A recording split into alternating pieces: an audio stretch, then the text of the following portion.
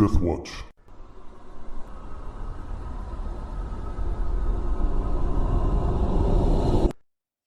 Hi, I'm Chris with Deathwatch Productions for this, the 15th episode of A Prophecy of Dusk and Dawn. I'm joined by my usual players, who will now introduce themselves. I am Brandon, playing Landon Velox, a young nobleman who is about to engage in a daring rescue of a fellow lord who's been captured by ne'er-do-wells. I'm Travis. I'm playing Hadrius Elenius Ordius, humble merchant from Maris Oris, who you will have no doubt in your mind is humble because he'll soon be trading in copper. And is there any lower metal than copper? It doesn't even serve a purpose, unlike lead. You can't. Yeah, like what would you even use copper for? Probably nothing. Yeah, I think you got to mix it with it's some pretty tin stupid to make as a bronze Yeah. to make it useful. I don't think we should even classify it as a metal, but anyway. And not sure how to follow that one up. I'm John, playing Dane Glass, aka, or I guess Jardane, aka Dane Glass, who is, I guess, just as poor as Adrius because I've got to sell copper too. Are you copper? No, they mixed me with something, so now I'm Okay. better than copper. Now you have value. It's used in sterling silver. So Yeah. All right. Well, we're just going to hop right into it. And I'll be right up front with Jardane and Hadrius here. I'm hesitant to move you guys into the next day. So I'm going to give you the remainder, which is the afternoon to whenever you go to sleep of the third, because there's some stuff I need to do with Landon to catch him up to your guys in the timeline. So we're going to open up with that. You guys have just left the various sales and tax keeping area of, well, what was it, like some sort of, oh man, I forget what I was calling it. But where they keep the tax collection and various reports of their buying, selling, and trading in, usually a marshal's in charge of it, a sheriff or a judge. they just pay a guy to remember everything. There's no actual No, documents. there was documentation, but it's usually kept at the location, like a courthouse. That was the word I was going for. And it is afternoon. Okay. Well, I think we didn't have much else to do this day. I could, I suppose, stop by and speak with the Merchants Guild, where I saw their hall on the way in, but I don't know if that would be wise. I think I'm more inclined to wait until after I present my report to the Lord, unless my character would deem it smarter to do it beforehand. Because I, the player, know nothing of trade. If you want, you can give me a gaming or strategy, whichever you think Hadrius would be more inclined to fall into. A mercantile skill might work too, your appraise or bargain. Okay. Well, let's give gaming a roll. See how that goes. Failure. All right. Well, you do have some short givings about going to any place that has the accounting house or the Merchants Guild. Maybe not so much the Merchants Guild, but the counting house for sure, because you don't know if Giorgio's reach, right, how far it goes, but he would be affiliated with the counting house, as that's his primary profession as a money lender is that. Yeah. So kind of because we're still in a gray area where if he's keeping tabs on his merchandise that he paid to be transported, everything still might be on the level. Yeah. So I don't want to tip our hand. With your fail there, I'm going to say that you might think that that's a bit paranoid of you to think that. Yeah. But that paranoia might be enough to keep you away from it. But I'm also thinking about guards looking the other way and gates opening before me, and the reach is a little concerning, which is why we toasted to a short life. Yeah. Worst comes to worst, I mean, you could always sell Jardane down the roadies. Yep. Well, Jardane, I think we have the afternoon to ourselves. Is there anything you wanted to do in this fine city? until we get some funds, I think I'll spend some time going through that book that I found in my belongings. Yes. Great idea. Speaking of funds, I need a few more coins. So I think I'll Do some gaming. go do some gaming. Try to increase my wealth. As I Cheap can bets.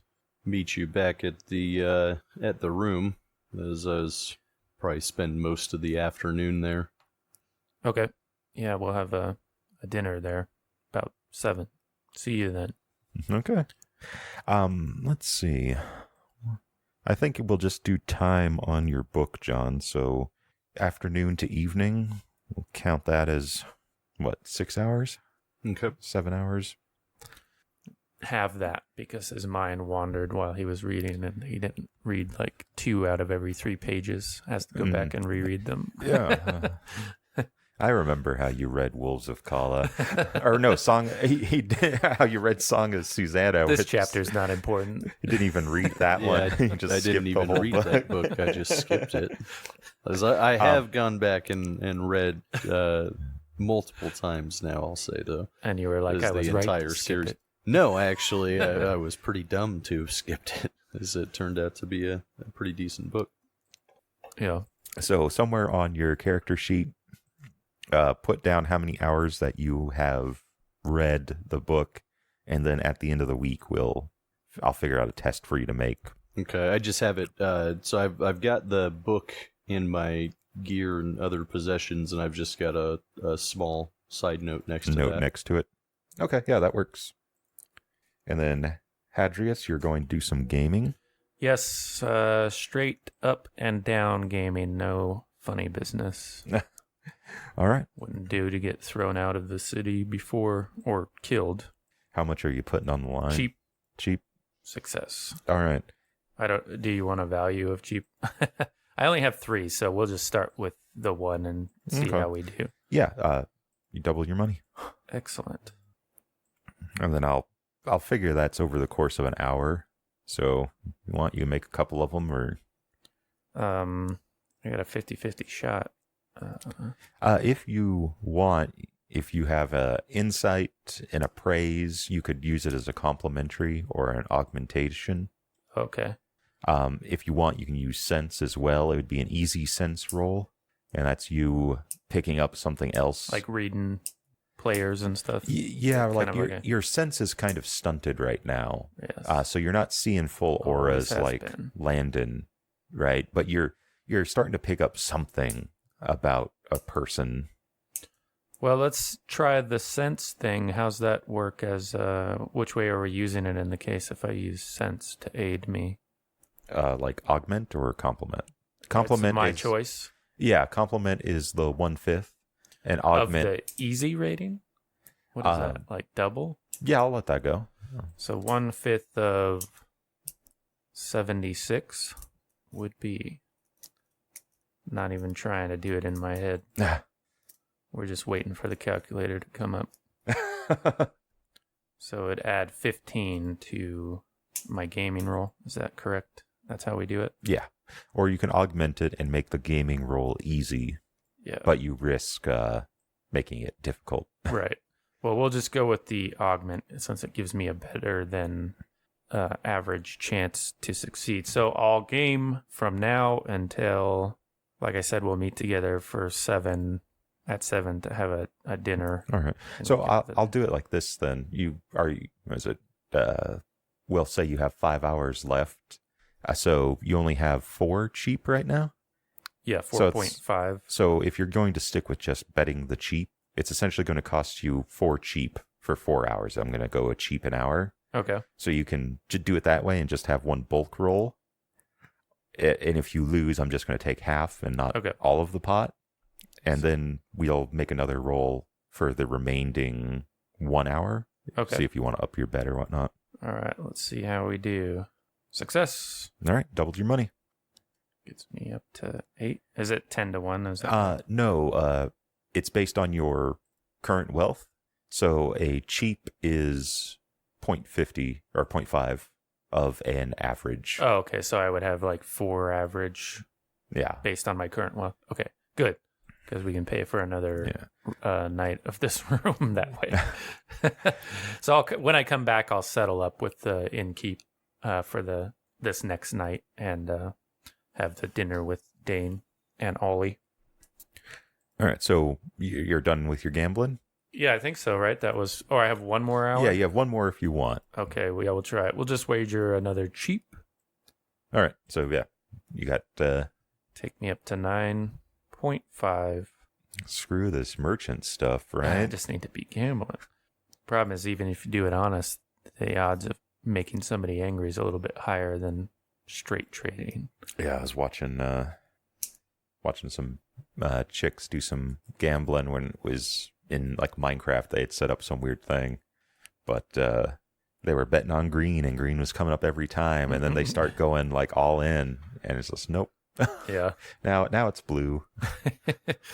You start, if you're at the slots with your girlfriend, you start being like, I told you not to wear that hat. When you start losing. All right. Yeah. And then as I said, I'll settle up, which I think it was an average we paid for the room. Is that Yeah. right? Okay. Yeah, and it included stabling for the horses, food, bedding. I'd also throw in like laundering if you want to do that too. Yeah, any basic need that you'd need met is covered with that average. Yeah, I'll tell him. Hopefully, we'll be leaving tomorrow, but we may need another night yet, good sir. And if you could bring dinner up to the room, that would be great. He bobs a quick bow and says, "Yes, my lord," and tucks the pile of cheap coins that you give him into his apron to pay for the room. I gotta count it out. Short time later, there's a knock on your door. It's a young woman this time. Has the look of the innkeep, so you're figuring it's some sort of relation. Okay. That was something else I forgot. When you come back to the inn, he was actually around on the side, feeding a fate spinner. So if you wanted to... Oh, the innkeep? Yeah. No. No? Cursed spider failed me last time, but I'll tell... You got bonus luck. I know, but it didn't work. I'll tell Dane about it when we're over dinner. All right. And I'll give that half cheap I got to the lady that brings it up, just because small coins bother me. She can't have these. She, does this kind of like a quick gesture of thanks and also voices it, thank you, my lord. And she goes away, putting that coin into an apron pocket. So yeah, Dane, when Hadrius comes in, he informs you that the innkeep was out around the side of the inn feeding a fate spinner. Actually, why the hell am I talking? You tell him. Dane, how's that book been treating you? It's You very look positively interesting. thrilled. Yeah, what's it about? It is about alchemy and runes, and it's I guess more of a diary about it. But other than occasional mad ramblings, I think I understand it. Hopefully something in there to make us both very wealthy. Also, you might be interested to know that there's another one of those fate spinners out on the side of the inn here if you're looking to make an offering. I don't know if we have enough money to buy an offering, because we got lucky last time in the fact that everything was abandoned, and so we took something else. Although we may be able to find something. What would you normally offer it in that case? Or I guess what would we normally... I suppose I would know about them as well. They're like a worldwide thing, or at least the region. They're regional. They're Was it in Morosaurus? they're rare in Morosaurus. So that's okay. They're so they've become rarer throughout this island. Because you have gone to the Prope Orientum. Apparently, there are rumors of them growing fairly gigantic in the desert. But a lot of things in the desert are said to be fairly gigantic as well. So apparently, it's good hunting grounds there. But here on the island, they're kind of a rare sight, and Morosaurus, they're almost unheard of, but you do know of them. Yeah. Well, you could probably find somebody who has some rabbits. We could buy them. Yeah, and that's the other thing. Usually some sort of rabbit, small animal that isn't domesticated usually. So, and they don't feed on them either. They seem to know well enough that dogs and cats are off the table generally. So rats, birds, rabbits. I'd be happy to give you the coin for it, Dane. I have a few more days before I'm out of good graces with all the gamblers around here. So I think we'll be able to do okay. That's a very good idea to make the sacrifice to gain its favor. You never know when it may come in handy. Well, with my luck, apart from cards and dice, of course, it won't come in handy at all. I'm pretty sure my 50-50 shot of luck is more like 75-25. Just need to go and make some willpower rolls. Right. Got to power this thing up. But I wonder if we could have them fetch the rabbit for us, or whatever you want to do, Dane. Maybe you need a walk after such a long time reading. In any case, here's a few coins. I don't know what the going rate on a rabbit is these days, but that should cover it. I guess it would depend on how much the war has touched this area. You'll come back with a golden rabbit. None.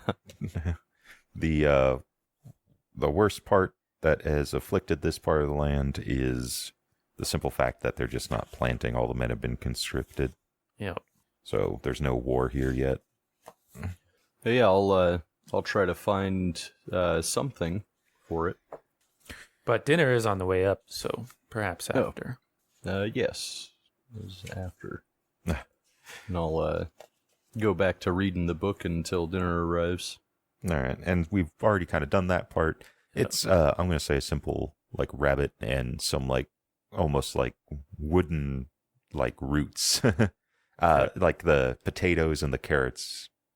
Right. Even after hours of cooking, are starting to kind of get a little tough to chew.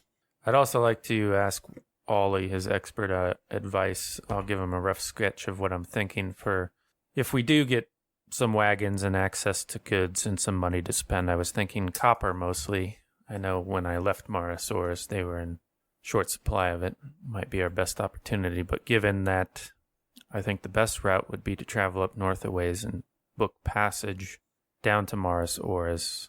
What do you think we would need in the way of extra swords? Do you got Ollie open? I do not, but I can. For shame. Roll a no or an idea for him. Let's see. No is an 8. Idea is 12. Go that route. Is that at normal? Yeah, for him. NPCs need the edge. No failure. Yeah, he's Now that you're paid for your thoughts. Yeah, he's kind of dunking a chunk of bread into his stew and looking absent-mindedly like he's deep in thought. Yeah. Then he's like, I ain't got a clue, boss. Well, my hope is if that we fall afoul of bandits, as we are prone to do, they will see loads of copper and just go their separate way, because what are they going to do with it?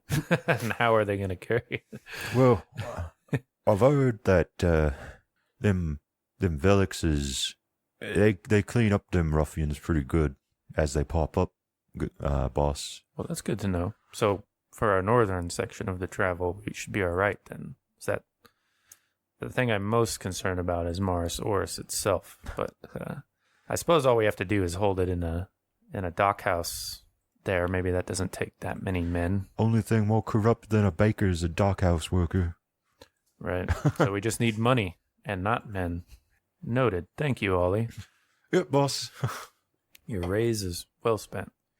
Speaking of raise. What? We just negotiated a couple days ago. I'll not hear those words from your mouth until something... All right, go ahead. I said I wouldn't be angry at your thoughts if I paid for them. I do remember that you renegotiated, I believe, right? Yeah. Same price. Or did he talked it up, didn't he? Yeah. He got up to an average or something? It was, I think, 3 or 2 cheap, something like that, Okay. right? Because I paid him 2 cheap for the duration of that 1 month where we were being, or felt we were being pursued by those assassins. And I got the idea that he might split. Okay. And I was like, no, you need to stay. How much is that going to cost? And then when we renegotiated, I admonished him a little bit for failing to tell me his wisdom prior to the bad thing happening. And I wanted to pay for that wisdom. So I think it was 2 or 3, but I can't recall. Well, I like the idea that actually was negotiated up to 1 average, but now you're just 1 average? Don't be ridiculous, Ollie. What guard is paid 1 average? You find me that card, and I suppose I'll think about matching the price, but... Oh, my sister's husband says he gets 1 average. Yeah, and what other tall tales does he tell, I wonder? Yeah, you... What kind of house do they live in? Yeah. No, Ollie, there'll be more in it if things go as I hope for you. I wouldn't have my man just continuing to be paid only a few cheap if we're doing as well as I expect. I'm like a bank, but only better, Ollie. Right. Because no one robs Hadrius. What's your middle name? Actually, everybody has robbed me. Yeah. So I can't say that. Now reputation has gotten around and they don't expect you to have anything. He's the worst merchant ever. Wool, copper. Beeswax. So is there anything you guys want to do else for the remainder of the night, or Not I. not Hadrius Ordius? What about you, Jardane? I was just gonna go and try and find an offering for the spider, and then I will give it to it and then retire. All right. If you want, you can speak to the innkeep or his daughter who brought you guys your food, because they do keep birds on the side of the house or side of the inn for the purposes of feeding the fate spinner. Okay. Yeah, I'll check with whoever is down in the common room. All right. Yeah, you can find the innkeep easily enough. He's kind of standing around. Good sir. I wonder if you may be able to assist, as I had heard that you had a fate spinner here, and I would like to make an offering. Yeah. Birds are around on the side of the house. Kept them in cages. She likes them. As what do you charge for a bird? No, I'll take a cheap for it. He uses a different term than the game term cheap. It's basically would translate to penny. Okay. Yeah, I'll dig in to my pocket and grab the coins that Hadrius had given me, and I will give him one and thank him and go out and collect a bird and make the She offering. likes to be hand-fed. Oh. Okay. So the last one we had put it on a in like almost a little bowl, like offering bowl, I think. But with this one, thought it was. I'll wait to see if it comes out. Yeah, I thought that you guys just kept it in the cage that you'd found it in. It was pretty sickly though, so. As I thought Can't that it quite was like a little bowl-shaped, not like altar, but little like that where it would collect it from. As I know that we kept it in the cage because it had to go in the cage to get it, but I don't know if that was just that area thing or a misremembering or what. But yeah, All right. I'll try So, the hand feeding. There's a lot of birds out here, pigeons, from the looks of them, and they've had their wings clipped, so they can't fly. So now they're just that back well. to their normal rat selves. Yeah. Okay. Yeah, I'll collect one and I don't know if you want me to do anything for the attempted hand feeding. Oh man, I could.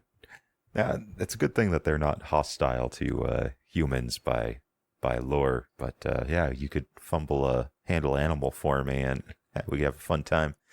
No, you can just stand there.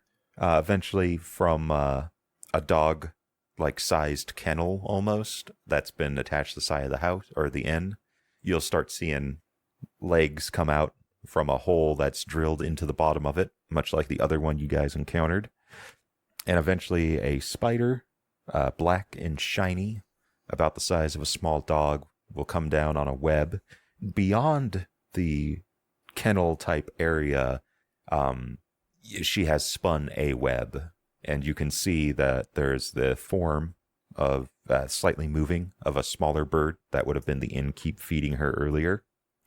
And this spider eventually makes its way down its web and begins kind of skittering over to you. I'll get down, like kneel and present the bird to it, as I'll hang on to the legs until I feel some resistance. All right. Yeah, so it walks up, it looks at you, it looks at the bird, and then kind of quickly lashes out with its front legs and brings that bird towards its mouth and bites it. And the bird immediately stops moving and kind of just goes limp. It's still alive, but it's just kind of hanging there in the spider's fangs. Because I'll say something to the effect of, You can... like, let me take this offering, give it in good faith, and allow me to receive your blessing. All right. And then I'll remove myself from its presence. Travel give west me out of its sight. Give me a... Do you have religion? Give me a religion roll. Or a knowledge religion. Any of those. Anything religious. Success. All right. So, you will get a bonus on your luck. You can choose to re-roll a luck roll and take the higher of the two, or the better of the two. Make a note of that somewhere. All right, got it. And as you're about to leave, the spider kind of reaches out with one of its legs and kind of taps you. Can you roll a sense for me? It'd be an easy one. Or a willpower. Roll POW, actually. We'll go with that. Up in the characteristics box. Nothing wants to open for me. So if you go up to the characteristics box, there's a section in the bottom right. Nothing wants to freaking open for me. And it should have two boxes and then a dice roller button. You see it?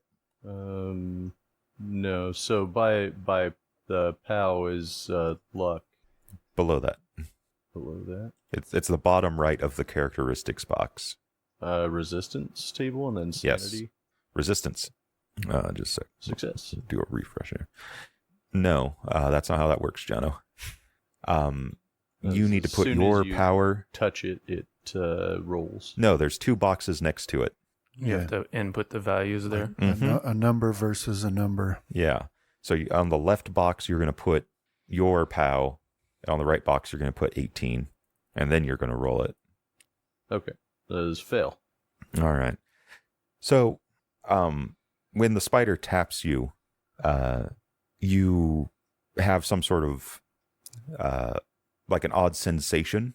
And then it's like you're remembering something, except it's different. It's your vision is much broader. You're also much lower to the ground. And you're looking out of that kennel where the Fate Spinner makes its home. And this would have been in the early morning. For a split second, you see a ghostly, shadow-like figure standing outside the inn before it disappears again. And this is curious to you.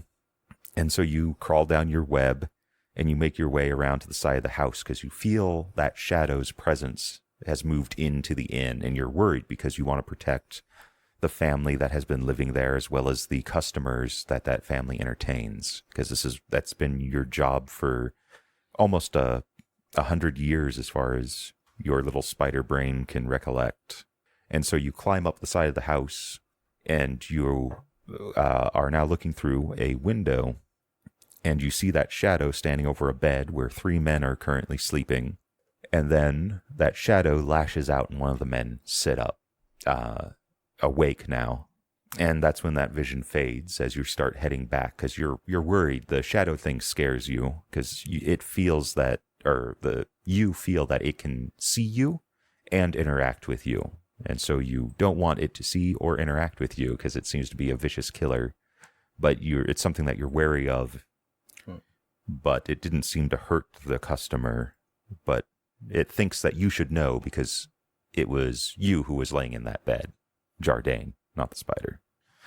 And that vision fades. And the spider has already put the new offering into its web and has crawled back up into its kennel by the time that happens. We'll look around, kind of in a panic for this shadow figure. You know that it was early this morning when that happened.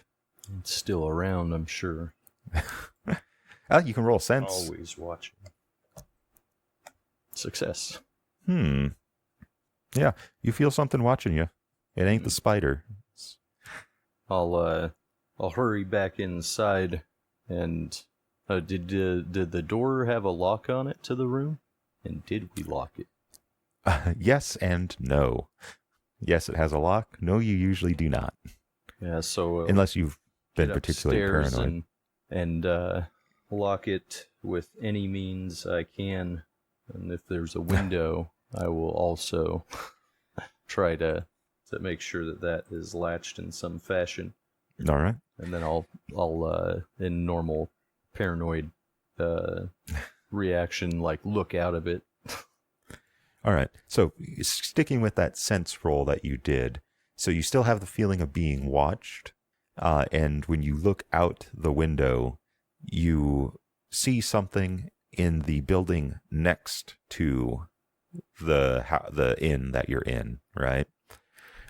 Sitting in the window, a ghostly shadow-like figure. And it's looking at you. Yeah, I'll quickly drop down to the floor. Hadrius, you are witnessing this. I'll say it. It saw me. It saw me looking. Thinking on second thought, I'll just hand you over to whoever I was supposed to. You're clearly mentally compromised. This happens all of the time. Why can't I ever find a partner who's not crazy? Well, I'll be like, what is the problem now, Dane? Well, The Emperor out in the street or something? A king? I always call him the Emperor. I don't know why. It works. Emperor works fine. I'll tell him of my interaction with the spider as while I was out there, giving it the offering, as receiving its blessing, as it somehow showed me something. It showed me a shadow standing over us while we slept. Seems to be last night. I think it may be bringing on the nightmares, but now it's across the street in the building watching. So, let me be charitable, Dane, and assume there's something here that I don't understand, and you're not just losing your mind. What do you take this to mean? I don't know. As if the shadow brings the dreams, then it's got to be working for the Emperor. So is this a good sign then that it's in a house across the street watching? Building. I'm not quite sure if it's a house or not. Building, right? It's not here. Is it in the room with Do us? you think in like the a room? It's I don't know how close it needs to be. That was all I had seen it in that vision, because it looked like it was striking out at me when I woke. Well, I have no knowledge or ability that could ward against such a thing. What can be done about it, in your estimation? Would you like to seek out a hedge witch and get a charm or something? We must fire the building across the street. No. This isn't Call of Cthulhu. We've I don't know. I don't know too much about these things.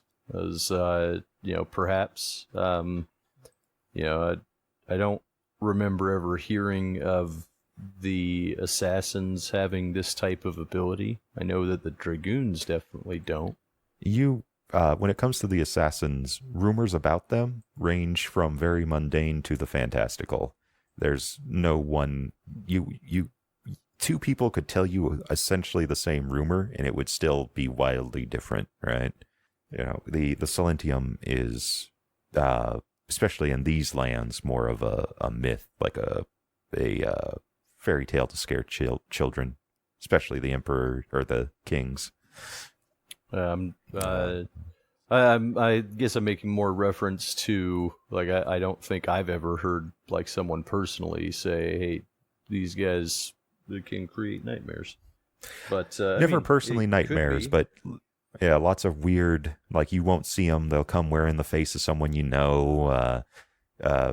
They can kill you from miles away. Just all sorts of just random things, So do we need to move where we're staying?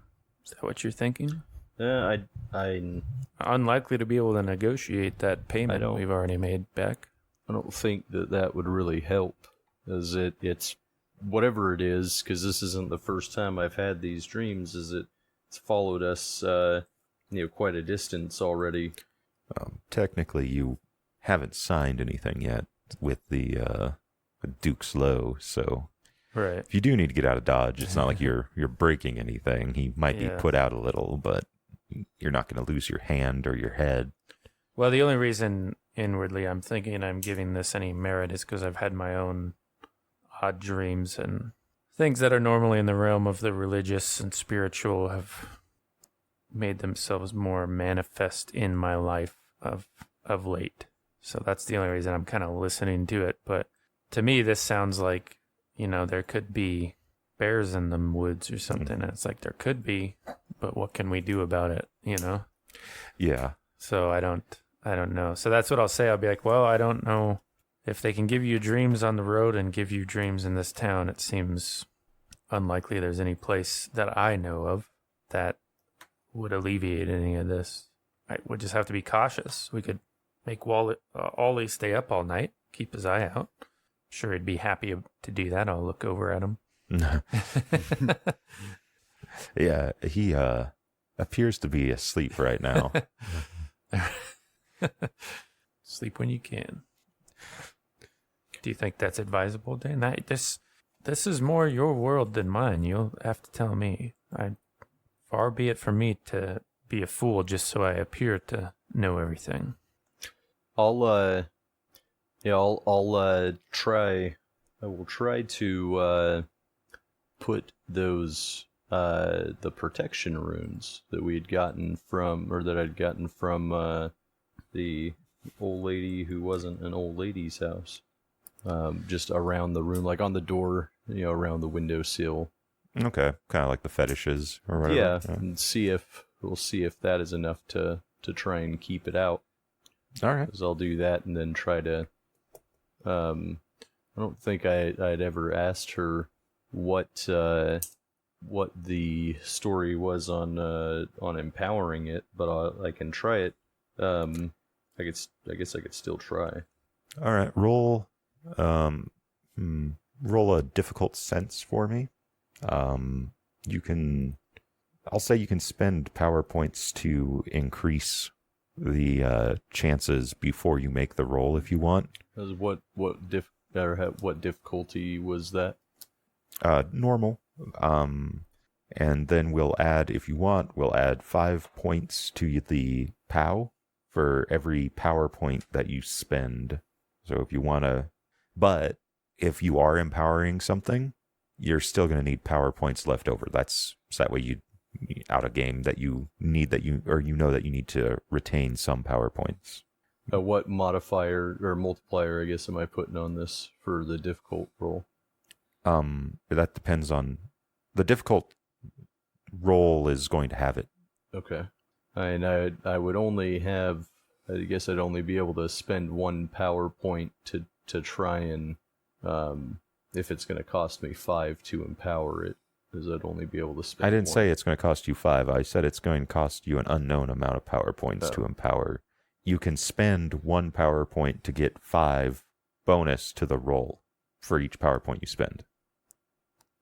Yeah, sense is pretty low, so I'm not gonna waste the power points.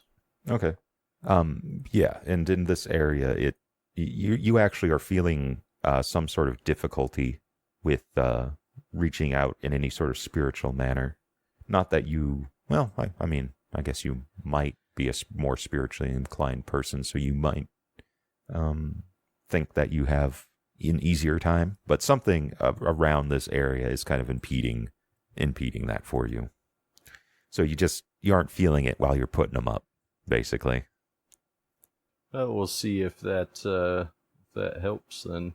As maybe just the active runes will give me a better night's sleep. All right. Anything you going to do with this new information, Hadrius? Other than wake Ollie up right before we go to bed and have him keep an eye out. I'm not getting paid enough for this, boss. We're in the middle of a city. Yeah, well... Anyone comes through the door, I'll hear it. I'm a light sleeper. It'd be nice to know before they come through the door, maybe... Do we have a view of this structure across the way where the shadow's supposed to be from our room?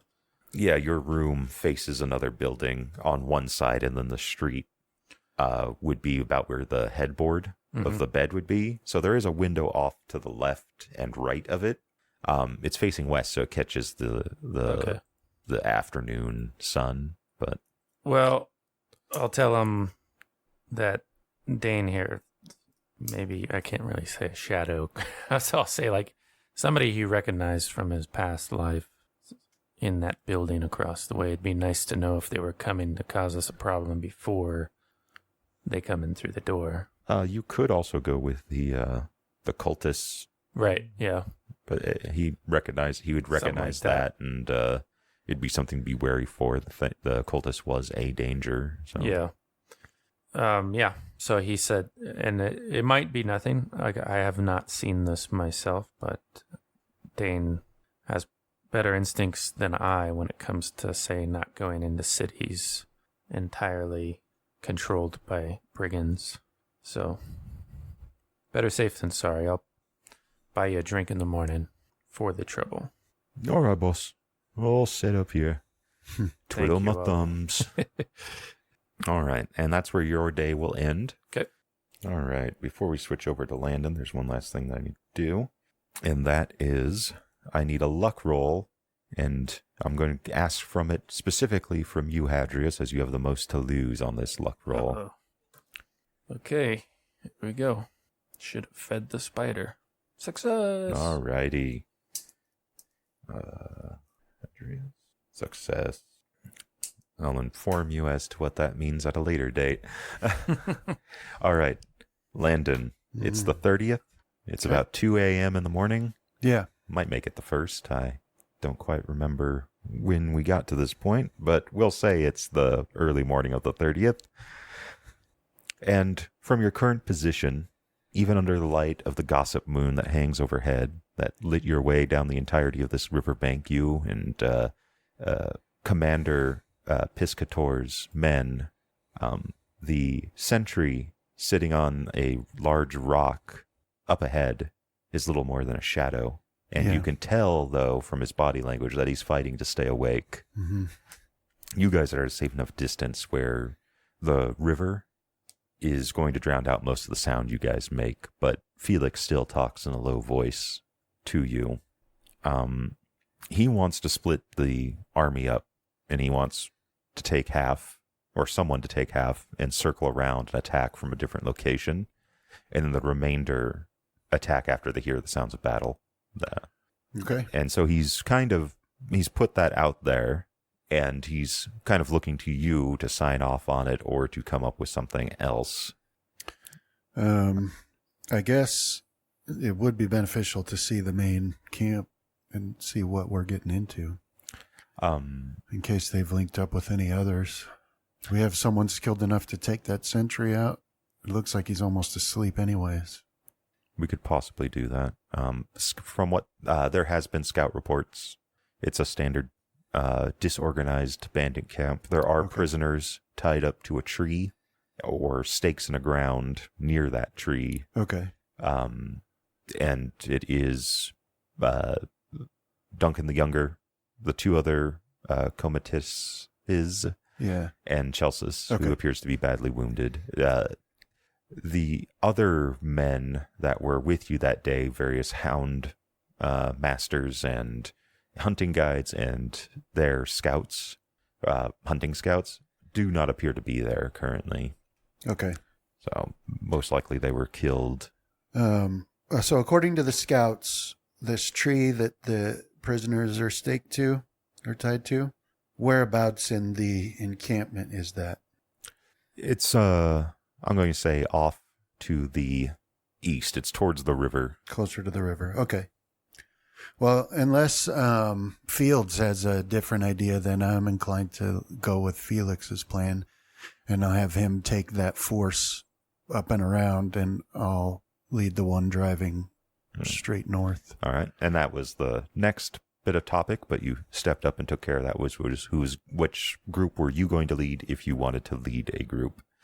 Wait, actually, I should lead the group that's going around to attack, because Leandrin can go with me. That group's going to have to go into the Leshy Moor and won't have the river as a guide to keep them centered, right? That is true. So, So from a gameplay wise, what we're going to do here is there'll be a stealth roll or a command roll, strategy maybe, command roll, and the group that is going second is going to have an easier time because they're going to be distracting, or the encampment's going to be distracted. yeah. So I'll leave that up to you. I'll let you think that over if you want. But if you do want to lead the second group, or the first group, sorry, that's more than something you can do. Well, no, I'll lead this group that goes north. I want to be the one that gets to the prisoners as quickly as possible to protect them. All right. And Felix, he's a professional, so he can manage. But maybe he should take Leandin. I don't know. I'll see what he thinks about that. It's, this jungle, this forest can be very deceptive. Duly noted, Commander.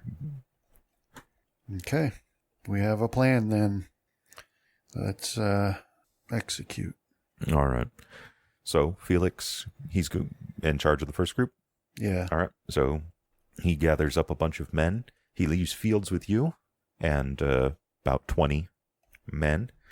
And if you want him to take Leodin, he will. Well, I'll ask him if he feels like he needs to. I'll ask her if she feels like he needs to. Because we're not in an area that she's familiar with, other than it being the Leshy, but she's not spent a lot of time over here, so I don't know how much benefit it would be. I'd not like to have her out of my sight if I can avoid it, but yeah, like she's for the most part trying to kind of blend into the scenery. You figure she doesn't really know what this is and I'll keep her with me. How to interact with that. But when you say, take her with you because she knows the Leshy, she will kind of whisper to you that she's, not a charm. I can't keep anything at bay, Landon. Let's see. I'm going to do well, anyway. Okay. Yeah. I'll keep her with me then. I mean, if this group can make it to where they are, then so can our group. So. All right. So we'll push north, and then we'll wait to join battle for when he has attacked. All righty. Dude, come on. All right. And let's see if I can close these. For some reason, once I shrink the character sheets down these days, it doesn't want to reopen them. All right. So from you, Brandon, I need a command or strategy roll. All right. Where are you? Okay. So we'll do strategy. And then what can I do to add a bonus to this? Nothing. So we'll do strategy. That's my better of those skills. Well, let's see. Can I use some power to... You can use 1 POW to lower it, or lower your roll by 2 for each POW point spent. So 1 to 2. Yeah, I'll spend a power point to make that a success. Alrighty. You do not get a check mark when you do that. I'm going to do it anyway. Okay. Just kidding. All right. So you set hunkered down. You bring your men a little bit closer, but for the most part, you're still waiting in the nearby tree line or in bends along the riverbank where it kind of dips or where bushes gather. The guard continues to nod. He's sat down now and he's just kind of laying back on the rock Okay. with his feet hanging off the edge. All right. And then you hear the sounds of battle break out. You hear shouting. Mm-hmm. People immediately begin screaming as the bite of steel sinks into him. Mm-hmm. That guard immediately is now full awake and he starts taking off running.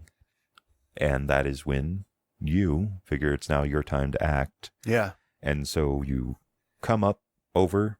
It's kind of a small slope that goes up, and there's some fairly large rocks, and you're looking down into this camp where there's some boulders around and a tree off near the riverbank. And those boulders kind of shelter it, keep the wind off of them, and then the leshies off to the west. Okay. And it appears the bulk of them, which there are more of still, are fighting these 20 men led by Felix, Commander Felix. And their backs are all to you. You've got bowmen shooting where they can do so safely. But they're wide open. And you charge in. Sure. Da-da-da-da-da-da-da-da-da. Taking their rear completely by surprise. Perfect. Roll a saber for me. All right. Where are you, Saber? You might want to roll it from your actual battle or your combat section down at the very bottom. Yeah, the hand-to-hand weapons one. Yeah. Yeah, Saber. Excellent. So that's going to be your showing for this fight because we're going to fast forward it. Okay. So the sun is now beginning. No, it's maybe about an hour. It's about 3 a.m.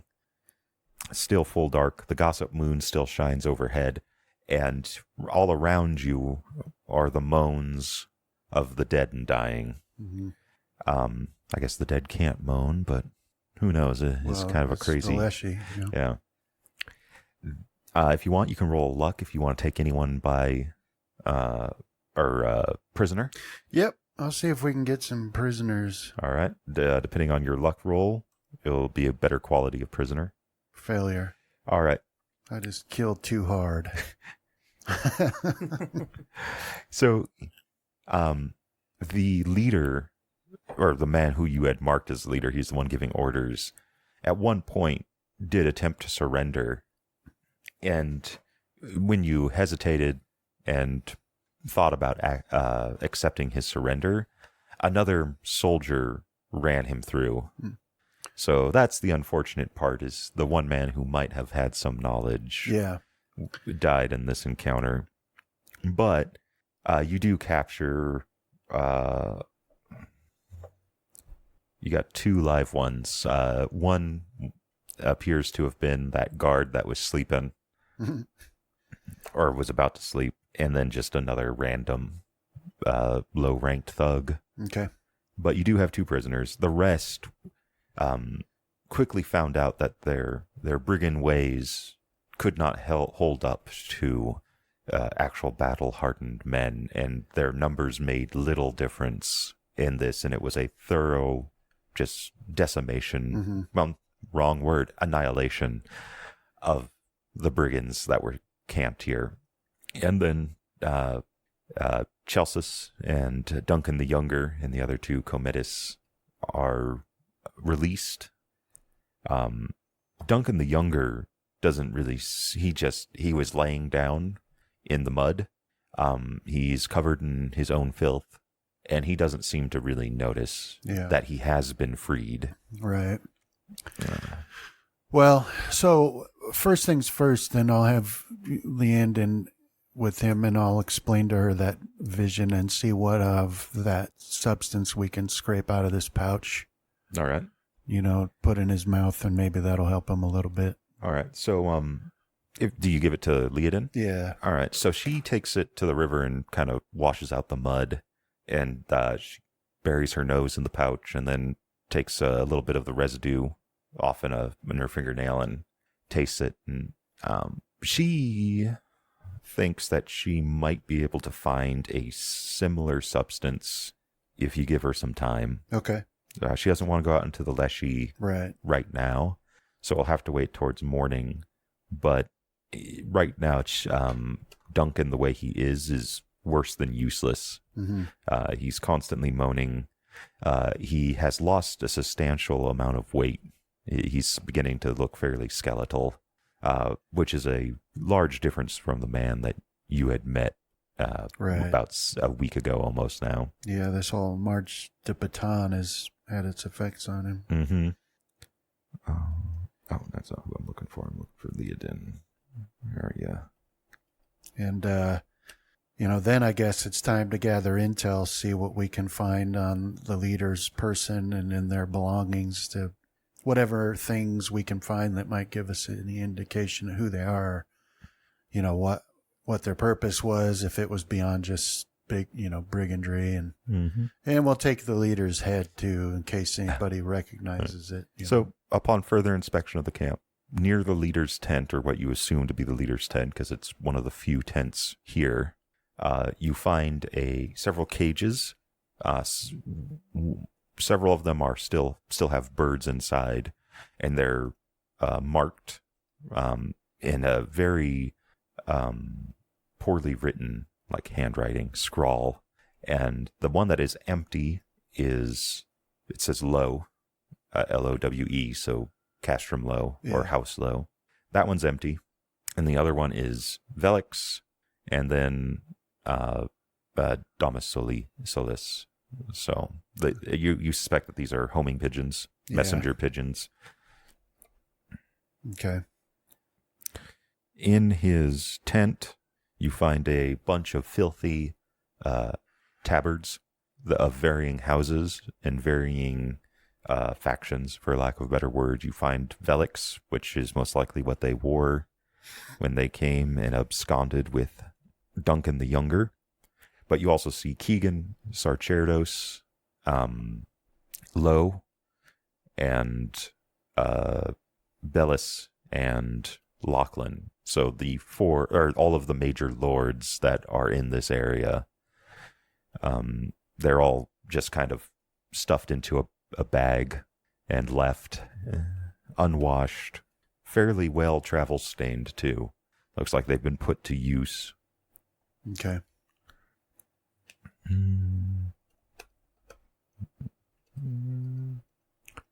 As far as written documentation, you don't find much. You probably figure he doesn't know how to read anyway.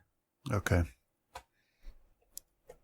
And then finally, you do find about 30 average coin in a purse. Okay. Which to you is nothing. Yeah. But for a commoner, that's a fairly good amount. Okay. So they're well paid. Yeah. Okay.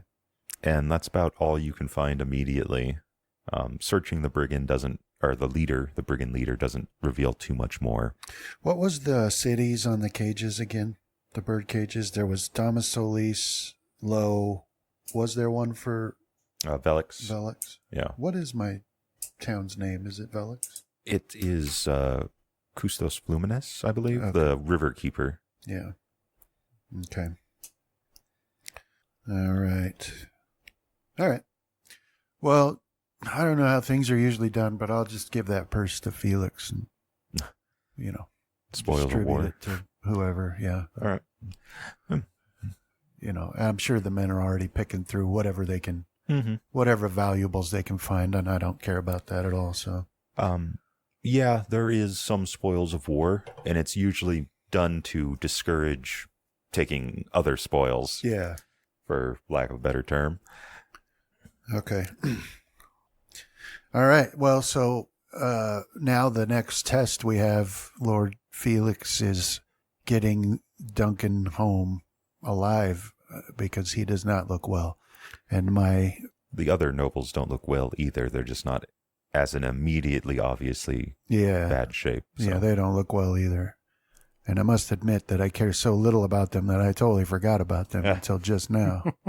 But, well, they are city lords, like Domus Solis city lords, so they're not ancient. right. They might not even live. They might as well not even be of their rank. They're commoners in Yeah. better clothing. Throw them in the river. But my friend thinks that she can make some medicine for him from herbs nearby. It's just not safe to do so until the sun is up. So we'll need to sit tight here until she can do that and then try to get him home alive. The horses we did bring are all but useless in this section, so Yeah. we're going to have to... Fashion a litter. Yep, and it appears that Comitis... Oh, I think I have it on this. This would be easier. It appears that Comitis Bowell has suffered a fracture to his leg and is also unable to walk. Okay. And Leodin will do that report after she basically looks at Duncan and says that other than trying to keep him hydrated and fed, there's little that she can do until his medicine is acquired. Okay. But then she goes and looks over the others, and she will make some first aid rolls on them. All right. So on what she's able to do for Duncan the Younger with that special is she essentially asks for a small pot and water to be put on the fire to boil. Mm-hmm. And she makes she throws the pouch into it, that leather pouch, and she's essentially boiling out the resin Okay. from there, and she makes a weak tea that seems to at least get him to stop moaning and slip off into some sort of light sleep. Hanley is the Dulius Hanley is another city lord that he's right now their small number of housemen are outside of southern Muros, right? They're essentially the heads of these small armies that have come to aid you and or House Velix and House Low in attempting to overthrow Alexander. But he's suffering from a cut to his head, and she quickly stitches that up with some gut that she has to hydrate. What was that other one's name that had a fractured leg? Bowell. He has a fractured leg and severe bruising around his head. She's able to set the bone and secure it with some help from some of Felix's men to hold him down. Mm-hmm. Actually, I do need these guys because I need to probably give you brief descriptions of them, unless you really do not care about them in any way. No, we might as well know who they are. All right, so Bowell he's an elderly man, which is why you figure the bone probably broke due to his age.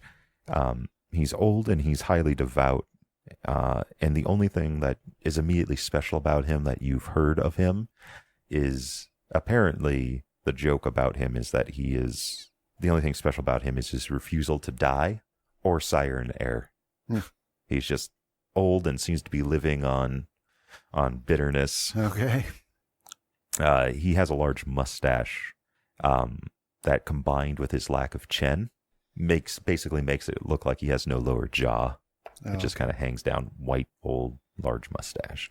And then Hanley is a militaristic lesser house.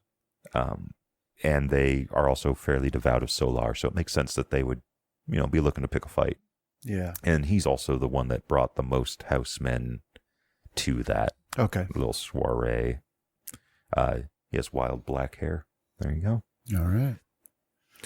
So, with help of your men, she's able to set the leg, and then with Chelsis, he has a fractured orbital socket, and she's able to bleed it to lessen the pressure, but she's worried he's going to lose the eye, or at least sight in the eye. And then he also, she checks his eyes, where she has to pry the right one open. But she checks him, and she notes that he seems to be concussed pretty badly. His if you take a look at it, you see that one pupil is dilated and the other isn't. Yeah. She says that there's nothing that she can do for that. That all that can be done is his own strength and his strength of will, basically, to remain living. But a chirurgeon is going to need to look at the eye, because most likely there's going to be bone fragments that will have to be removed. Right. Okay. So he's on a bit of a clock. Yeah. Okay. Yeah. And then Leodin will continue rendering medical aid to them, save for the brief time she has to go look for that medicine. Okay. Or the herbs to make the medicine. Felix's men, they know how to make a litter. Most of them are slightly trained in some sort of first aid, enough to know how to patch up a wound if need be.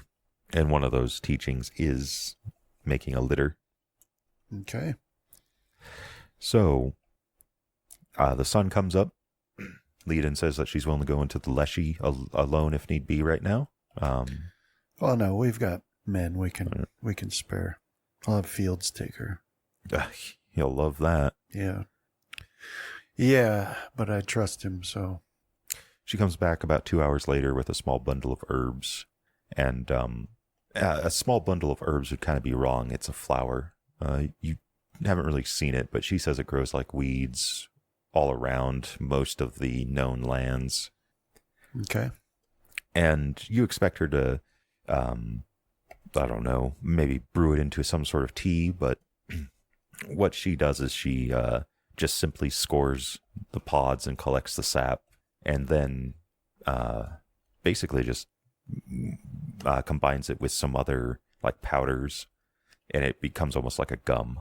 Okay. And she just has him eat a small portion of it at a time, and fairly quickly, it's a miracle drug as far as you're concerned, because he goes from vomiting and defecating himself when he's given any sort of sustenance to, and also not seeing you guys, looking right through you, sweating, cramping, muscle seizures, all that stuff, to right as rain. Whatever his affliction is, this medicine surely nips it in the bud. Nice. Okay. And he asks for a change of clothing, as his are not in a state to be worn. Mm-hmm. And he does not wish to make a trek Right. in them. Here in this section, it's a little, not an inlet, but there's a kind of a bend, and so the waters of the Muros, while freezing, are able to facilitate a shallow wade. You wouldn't want to go too far out into them because it is still a very wide river, but there are some calm enough shallows near the banks. He washes himself off and quickly changes into another set of clothes that he doesn't complain, but he does say that they are rather rough and coarse. Yeah. Right. And then, I'll apologize for that. I didn't have time to stop and gather some good clothes for you, but I am happy to see you back to your old self a little bit. Yeah, he offers his hand, to shake. Yeah. And he's like, "It is good to see you, Landon, and I thank you for staging this rescue." Oh, actually, it was Lord Felix mostly. Turns and thanks him as well. Yeah, I had very little to do with it. I do hope that my father isn't too worried. Well, as it happens, it seems as though I have been blamed for having kidnapped you back when Lord Felix can probably give you more information than I, but it seems as though those back at Castrum Low aren't really aware of what happened out here. And so hopefully you'll be able to convince them when we get back. Oh, yes. Now that my condition is taken care of, we must go immediately. We must march all night if need be. We cannot have this happen. We have too much at risk right now. Any minute, Alexander's armies could break free of the Cunabula and be upon us. And we cannot be infighting. Yeah, I agree. And apparently that's what's almost about to happen. So yeah, I agree. We need to get back as quickly as possible and set people straight on this. Your uncle probably didn't help out having the messenger flogged and tied to a horse and sent back. Right. Yeah, that might not have. But he gets a little carried away, so. Yeah. Yeah. Yeah. All right. So it's going to be about a 2.5 day march back. Okay. And for the most part, Leodin, she's able to keep Duncan in his medicine. She has more than enough of that. So he's fine. The one that slows you down the most is it Hanley? Yeah, he had the leg. Yeah. And so at some point, if you want to make it in the 2.5 days, you can leave him behind with a good number of men to keep at their own pace, Mm-hmm. or you can just remain as a group. Yeah, we better get back as quickly as we can. All right. So, Just leave a compliment with him. And yeah, Felix selects a good number of men. Fields is among them. And they will remain and transport Hanley back to the encampment as fast as they can, but it will allow you to reach it on the midday of the 3rd. Mm-hmm. And that's where we'll jump to. What time do we got? All right, we're going to have to kind of... So, it's a 3-day march, essentially. 2.5 day march, morning, noon, and night, as fast as you can. Eventually, it gets back to the point where it's a little bit more traveled after you get past the clearing that was near the riverbank. So horses can be used, but the bulk of the men won't have that. So you can choose to remain on foot. It would still essentially equal out to about the same arrival time, though. Okay, yeah. So one moment, you're surrounded by the ancient trees of the Leshy, and the next, you're stepping out into the sprawling grasslands of the northern Muros. The only warning that you had that this sudden and abrupt change was about to happen was an odd dulling of your newly awakened senses. Mm. In the distance, you can see both the Black Castrum to the south and the encamped Valexian army to the west. Their numbers seem to have swelled, though, and you can make a spot check. Failure. It's like, there's some people out there, I think. So, there's a lot more. Your numbers have doubled. You recognize that much. You're now, what did I say that? Whatever I said your previous number was, I want to say it was like 2,000, because I want to say it was on par with Lowe's men. Mm-hmm. You're now sitting around 5. Okay. Right? And you can easily make that count, but you can't quite tell who the new additions were. So you're just going to ride right on up to the camp, or are you going to the castrum? Well, yeah, I mean, we'll take Duncan. I mean, we're on the other side, right? Yeah, you're on the northern side. The encampment is between you and the northern Muros city.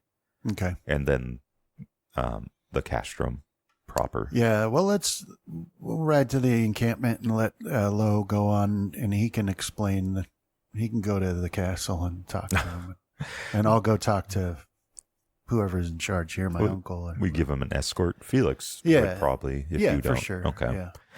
Yeah. So before he leaves, Duncan offers his hand again. Yeah. And he's like, there is a bond between, if not our families, our houses, mine and yours, Landon, and I will repay you this in full. I swear it. Thank you. He nods again and turns the horse and takes off towards the castrum. When you reach the edge of the camp, there are multiple men around guarding. This side of the camp is not necessarily an important side. Yeah. As it faces the Leshy. But just in case there are still men here. But you would, if you weren't a soldier of House Velix, you would be forgiven for thinking that most of the men on this side are lazing about, dicing or playing cards, and that only 2 men are actually on guard.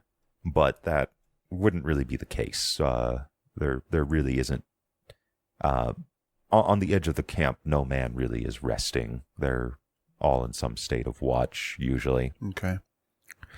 And so when you come riding out of the forest towards them, you see them straighten up because they recognize Felix, and they salute as you near. And two of the men remove spikes or pikes that have been driven into the ground facing outward. Mm-hmm. They move those for the horses to make it by easier. And as you ride by, one of the men stops Felix and informs him that the Lord Marshal wishes an immediate report from him, and that the Lord Marshal can be found in the Bellum Tentorum. Okay. Well, so then we'll get somebody else to take Duncan to be his escort, right? Because Felix was going to do it. No, he would assign men. Okay. That's already happened. Okay. Duncan's on down the road heading towards the castrum. All right. Yeah. So Felix has his orders, and I'll go with him only to the point at which I can find a chirurgeon to take Chelsea's to. Okay. There isn't a camp chirurgeon. Yeah. If you want, you can have him taken away. Yeah. And have that done where you don't need to oversee it. Okay. Yeah, we'll get him some help. Now, in case you have forgotten, or I never told you, Lord Marshal is your father. Oh, okay. That's Leofric's title and rank of command. Oh, all right. Yeah, well, he said specifically that he wanted to talk with Felix, right? Yeah. Okay, so I don't need to. You could go make yourself presentable, or Yeah, that's what I'll do. and then maybe go do some dicing on the other side of the camp. Well, at the very least, I'll go make myself more presentable until I'm summoned. All right, so you had a tent near enough. So, yeah. You follow Felix most of the way and break off Yeah. at the essentially the last minute, but you do see him standing in the Bellum Tentorum. He's about a head and almost shoulders shorter than Roy Morgan, your uncle, but no less intimidating. There's just the way he stands, the way he moves, is a man that has known nothing but war most of his life and is at home in it. And as you peel off away from Felix, Leodin in tow, he glances up from the map, or from the table that the maps have been laid out upon. You see that several more maps have been added to it, and he locks eyes with you. Yeah, so I'll just wave at him. Hello, Father. But then he sees that Felix is riding towards him, and so he stands up and makes ready to receive his report from Felix while you go off to your tent. Yeah. There are pages already scurrying around your tent. They have brought fresh clothing for you, and when you near it, one says that a bath has been prepared for you if you wish it. Yeah. Yeah. And hopefully food. It's cold. That is the other thing, is as a part of the dulling of your senses, can you make a sense roll for me? It is difficult. Oh, hang on. Let me. What would that be? It would be like 26 would be what you'd be aiming for? 27? Yeah, 27. All right. So, ever since you left the shady boughs of the Leshy, you've had a feeling that refuses to take its leave. Firstly, the air seems to be stifling now, like a blanket pulled from a pot of hot water and then wrapped about you, just kind of humid and sticky. Secondly, there's a feeling of being watched. There's no malevolence in this feeling, right? It's not like you're about to be attacked. It's more like a stray animal trying to decide if it should be wary of you. And that's as far as this kind of feeling goes. It seems to just be following you around. Mm-hmm. And whatever it is, like I said, is wary of you. What are you? Why are you here? Kind of thing. Okay. But nothing immediately happens, so you are bathed. A change of clothing is brought to you, and if you wish it, a lunch. Mm-hmm. Oh, yeah. Yep. They weren't expecting Leodin if she followed you towards your tent, so they offer to set up a separate bathing area for her, but unfortunately they have no change of clothes, so it would have to be breeches and a tunic if she wishes, and she she says yes to the bath, but no to Okay. the change of clothes. It wouldn't be proper for her to be going around in breeches. Right. Okay. So how slowly do you eat your lunch? I'm not going to see my father unless he specifically asked me to, right? Like he's like, because he's sort of erratic and he's known for his moods. I don't take any initiative when it comes to him. Like Okay. if he wants me, then he'll call for me. All right. So I'll just be here doing my thing, relaxing. I went through an ordeal. I need to rest, figure out an escape plan. And, and then if he summons me, then I'll go talk to him. But right now I'm just waiting for news to hear what Duncan, what success he has talking with his father. Yeah, right now you're maybe about 2 miles away from the castrum.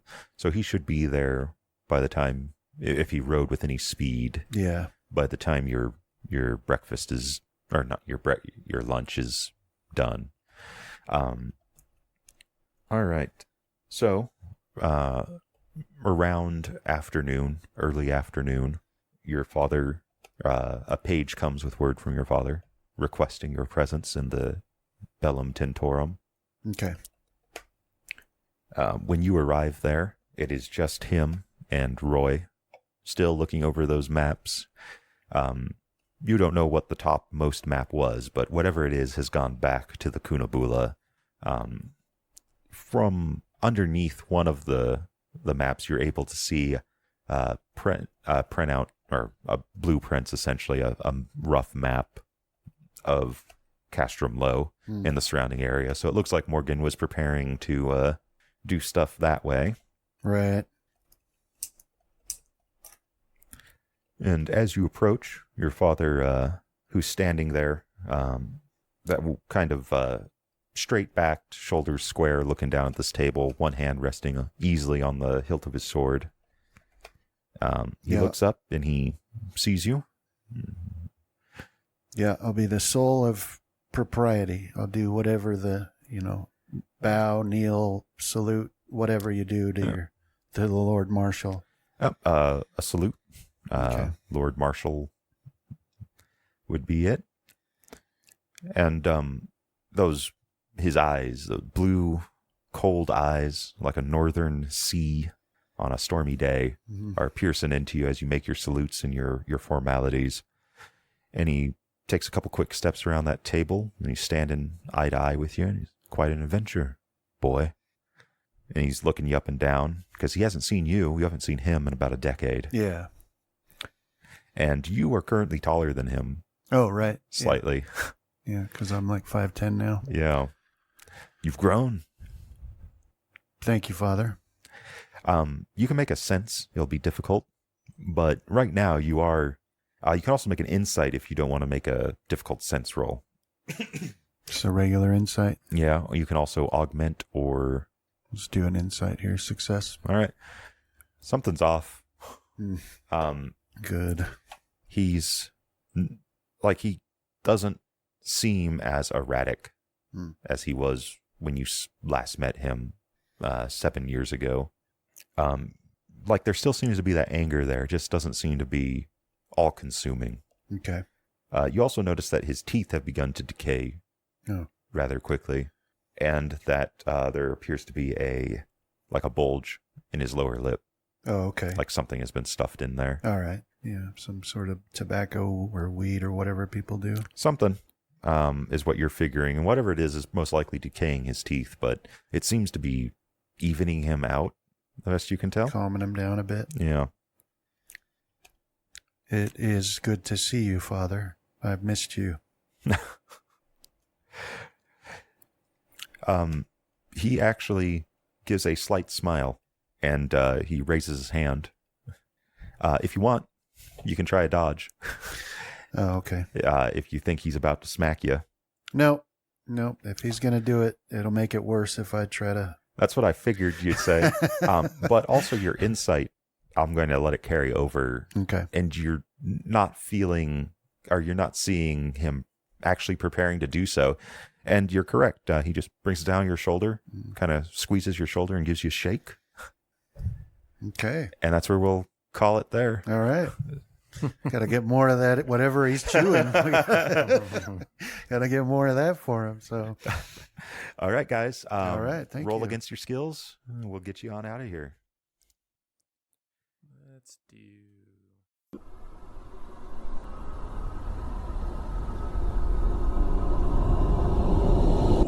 This has been a Deathwatch production. Thank you for listening.